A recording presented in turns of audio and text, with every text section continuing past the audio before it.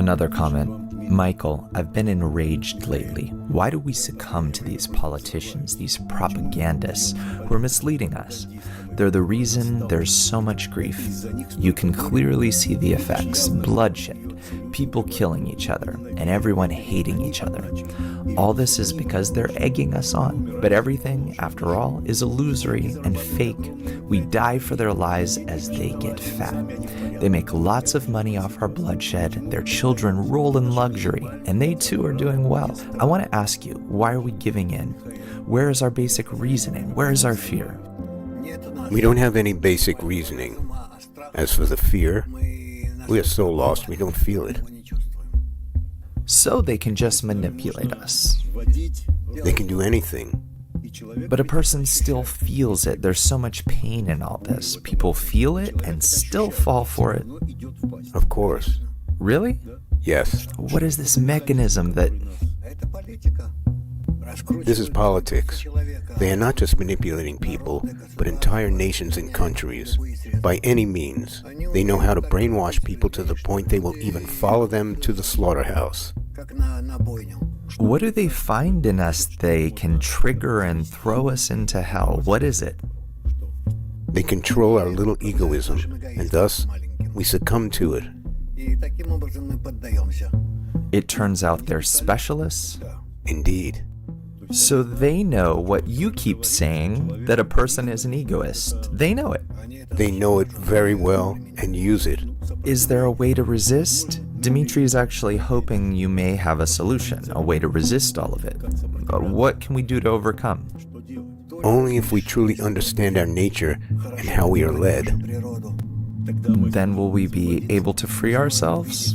We will be able to see for ourselves their wrongdoing and not be on board with them. You pointed to egoism. I did. You said this is our vice we need to work with. True. Is that right? How do you work with it to break free of them?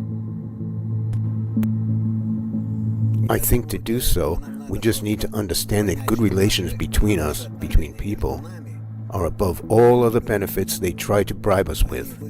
After all, it's always about buying and selling. So if I have great relationships, would they not be able to buy me? If I cherish these good relationships, they won't be able to. They won't be able to. What kind of relationships are those that keep me from falling for the ploys of politicians? When I realize the best thing is to live in peace with my neighbors. When I say neighbors, I mean for everyone around me to those between countries. Well, it's not a secret that it's up to us that it really is good to live in peace with neighbors. Those are just words. There are so many ways and methods to pit one country against another, and it is very hard to stop. What should I imprint on myself? What rule or law so that I can no longer circumvent peace? To live peacefully is above all. Just like that? Yes, this should be clear to people. Can it be imprinted, let's say in laws in a person? It can be imprinted in society. So if someone wants to lure one society into a war against another society, they will not succeed.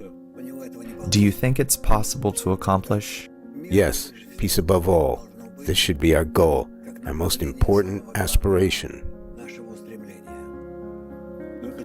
Let's talk a little above corporeal matters. You've always said the Creator is associated with the word shalom, peace. Yes.